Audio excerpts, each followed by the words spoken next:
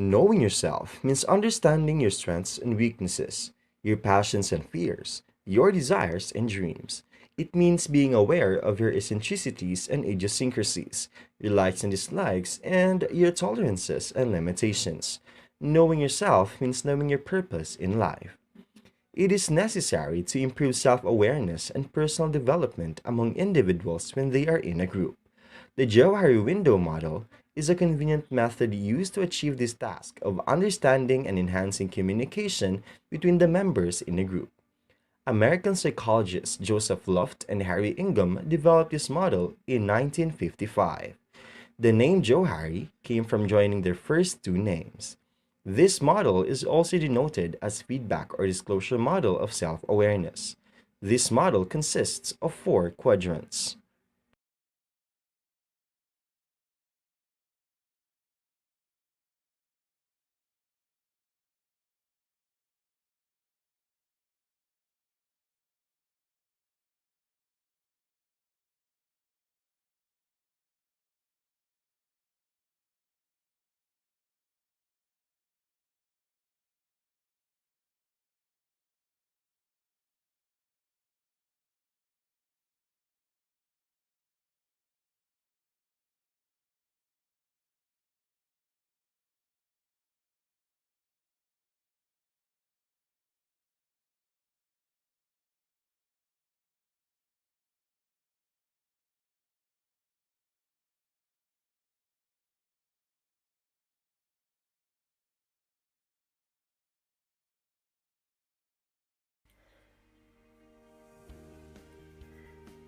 The Johari Window is an assessment tool that helps you better understand your personality and the way that you perceive yourself and others. You're going to get a simplified breakdown of what the Johari Window is, how to use it to improve your self-awareness and personal and workplace relationships. Knowing thyself is the very foundation of wisdom and personal development. People who have self-knowledge are conscious of how others view them. This type of self-knowledge enables them to understand other people, enabling them to build effective relationships. They are aware of their own intentions, motivations, attitudes, biases, and emotions.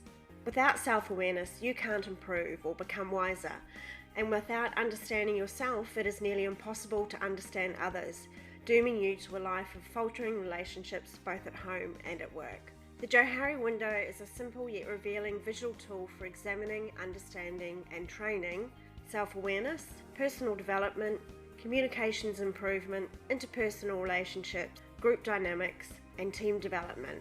Developed in the 1950s by psychologists Joseph Luft and Harry Ingham, the name is derived from combining their first names. There are two key ideas behind the tool. The first, with the help of feedback from other people, you can learn about yourself and deal with personal issues. The second, you can build trust with others by disclosing information about yourself.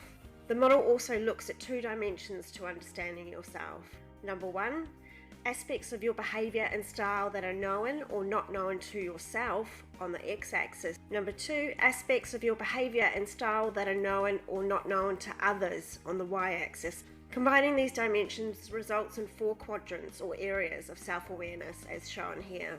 The four quadrants are commonly known as open, blind, hidden, and unknown. The size of the panes or quadrants is flexible and should change over time. Your ultimate aim is to increase the size of your open area by reducing the others through self-disclosure, discovery, and feedback. Let's look at each area in more detail. Open.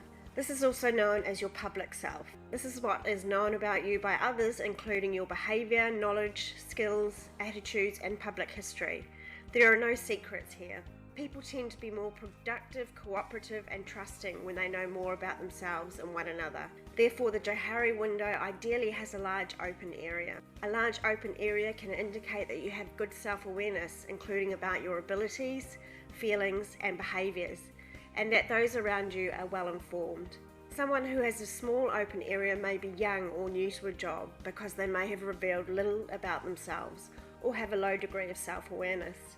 An introvert, someone who is uncommunicative or someone who is difficult to work with, may also have a small open area. The blind quadrant contains what others can see or know about you, but you have no awareness of yourself. This can be known as a blind spot, and this lack of self-awareness can often be the cause of disharmony with others. For example, you may be someone who likes to give matters deep thought, which others construe as being indecisive, which you are not aware of. Information in this area can be positive or negative. This area can also harbour issues such as resentment or anger, which you have not faced up to or dealt with. Therefore, you should aim to make the blind quadrant as small as possible by seeking and accepting frank feedback from others and using self-reflection to identify behaviour that you are being naive or in denial about. Hidden. As the name describes, this area is about what a person knows about themselves but keeps from others. Issues or fears, something from your past, hopes, dreams, and other things that you keep secret. It can also be known as the closed, avoided, or facade quadrant. Making the hidden area smaller by revealing things about yourself can lead to greater trust, personal growth, and deeper relationships. The type and amount of disclosure you share with your personal contacts will be different to the disclosure with your work colleagues. Don't feel pressured to reveal personal things you are not comfortable with to your workmates. But withholding workplace information can lead to friction, tension, and distrust, which contributes to malfunctioning teams. Unknown.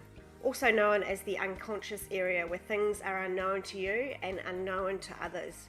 How do we know this square even exists? Information in this quadrant is revealed by taking on new experience. For example, you and your colleagues may not know that you have excellent people management skills until you're put in charge of a team. Working on a project may uncover excellent negotiation or stakeholder management skills. Again, the aspects that are revealed can be positive or negative. It is possible that a large unknown area indicates that you still have a lot to learn about yourself. However, it may also be a sign that you are still young or inexperienced. Reveal more of this area by getting out of your comfort zone and trying something new. You can end your use of the Johari window here with these informal techniques, or you can use the following technique with yourself and your teams for a more systematic approach. Look at the list of the below characteristics. From them, select the words that you think best describe you. Then ask colleagues if you are doing this exercise for your work self, or friends and family if doing it for your personal self, to select the words they feel best describe you. Draw the Johari diagram and fill in the quadrants as follows. Open. Write the words that both you and others choose. Hidden. Write the words that only you choose. Blind. Write the words that only others choose about you. Unknown. Write the words that were not chosen by you or others, but that you are prompted to consider as your self-awareness increases. Ensure you accept the input from others openly and graciously. Do not make them regret participating. Look at the window and reflect on its contents. Think about how you can increase the size of your open pane by revealing more about yourself. If you are surprised by what others think of you, you might want to reduce your blind area by seeking more feedback and using it constructively to better yourself. Think about what new experiences you can try to uncover the unknowns and unlock the unrealized potential within yourself. Having large open areas between your team member facilitates trust and easy communication, as well as collaboration, effectiveness, and productivity.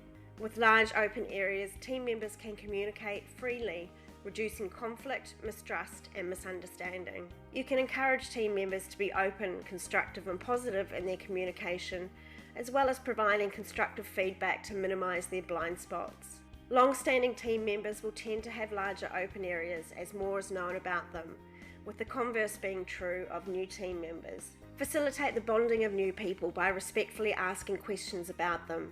A key trait of an effective leader is to encourage positive development of the open areas of team members. To run this in a team environment, there are a few things to be mindful of. First, set ground rules to ensure an environment of trust is established to facilitate honest communication and constructive feedback that is delivered sensitively. You do not want people to feel vulnerable, embattled, or picked upon by the experience. It is also important that no one feels pressured to share information that they are not comfortable disclosing.